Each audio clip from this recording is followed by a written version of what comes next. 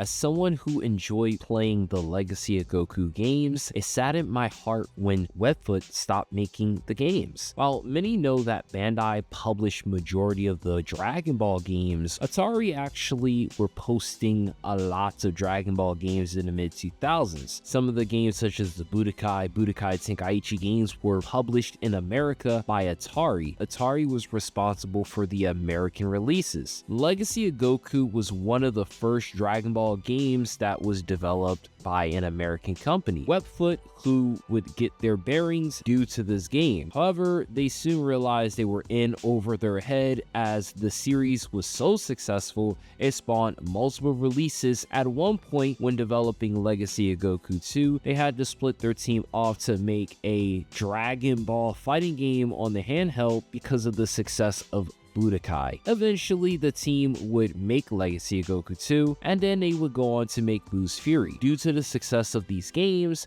the team would go on to make a fourth Legacy of Goku. However, this wasn't a Legacy of Goku game in name, and this was Dragon Ball GT Transformation. This was a huge departure from what we were familiar with. GT Transformation just got rid of RPG, got rid of what they'd known and loved, and gave us a beat 'em up that just seemed kind of lazy in a way. It wasn't Legacy of Goku, and that's where the problem stems from. We wouldn't hear anything from Webfoot for a long time. Fast forward some years, and we're in the year 2016. Webfoot seemed to start missing Legacy of Goku, and they started posting concepts on Facebook. This eventually made the rounds to people, and people started talking about a hypothetical Legacy of Goku 4, but nothing came out of it. Now, earlier this year, 2025, back in January, some documents have actually come out in regards to a game concept, Legacy of Goku 5. Now, you might be thinking, oh, this is just some quick concept. Oh, this is click. No, it's not clickbait. Actual document. I'll leave a link in the comment section so you guys can read it and see exactly that this is not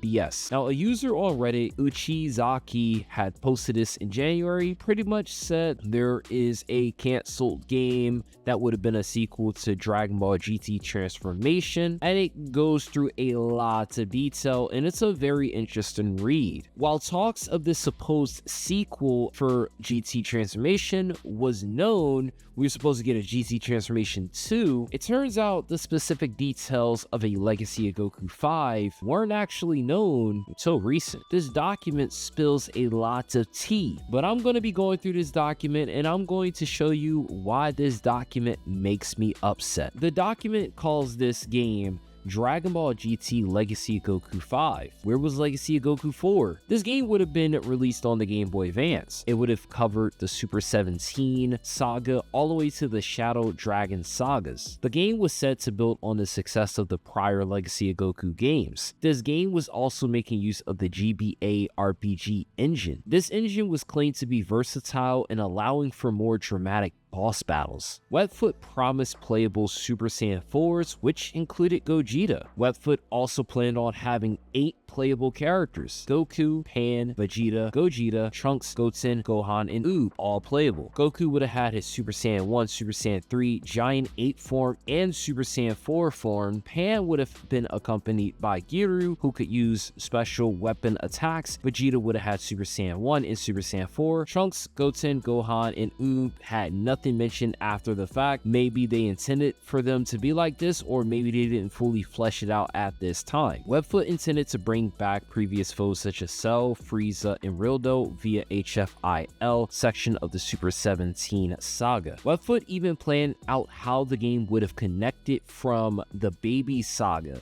and this would have involved the Earth exploding and then being wished back, and then a brief explanation on Goku's appearance, and then from there the game would have opened up with Goku in the World Tournament, serving as kind of a tutorial section. Then from here we would have got the second part of the game, the Revenge of the Doctors. The section outlines the Super 17 arc, but mentions Goku would have had the Dragon Fist. And then the last section of the game, Evil Dragon Ball Quest. It highlights the Shadow Dragon arc, and Webfoot explains that each dragon offered unique battles. This meant that every dragon would have been fought. It would have been a unique battle with each and every one of them. Now, games like Budokai Tenkaichi 3 have some of the Shadow Dragons, but even that game does not have every single dragon. This would have been game changing. There would have also been a special quest involving the search for the parts in the machine Bulma would have used to turn Vegeta into a Super Saiyan 4. They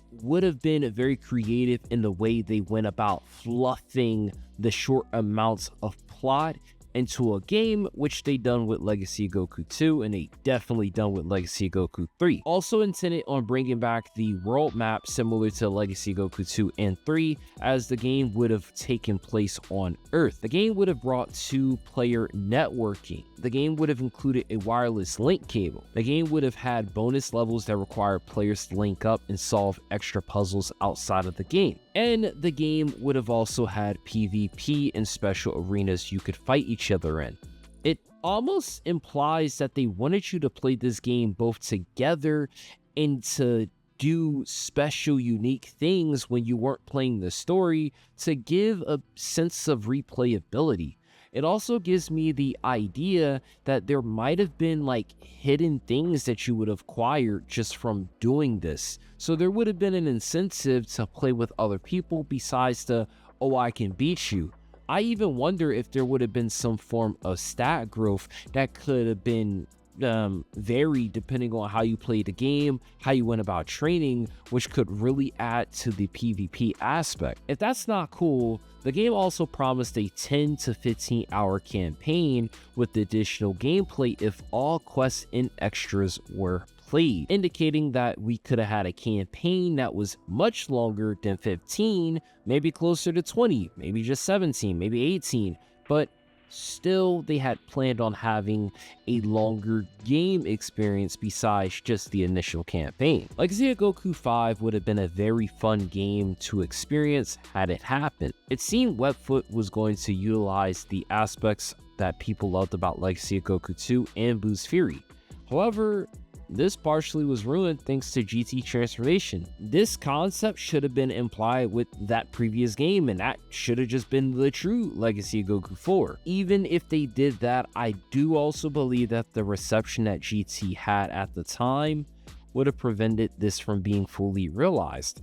If you look at the game catalog of GT games, there are only 2 GT games that ever existed in all of the Dragon Ball history. As I mentioned earlier, reading this document made me upset, and it boils down because this passion project sounded very great, but it sucks that it wasn't fully realized. What do you guys ultimately think about this? Whether you are around for the Legacy of Goku games, you heard about people talking about them constantly, or you just played it later on, how would you have felt if there was a Legacy of Goku 5 that did explore the remaining portions of GT?